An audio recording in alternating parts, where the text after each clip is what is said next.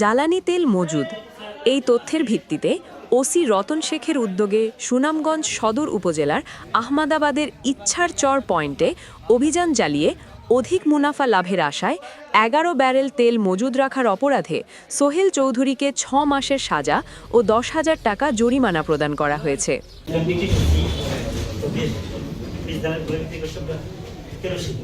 এখন বেকার অবস্থা কর্ম নাই এই হিসাবে স্যার এই ফার্স্ট আনছি লাইসেন্স আছে স্যার। তবে আমি আবেদন করছি স্যার, আবেদন করছি আপনার 23-এ, পরে আপনার ওই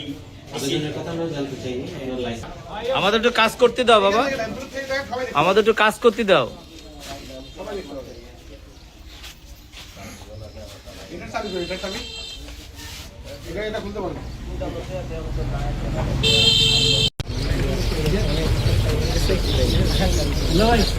ভাই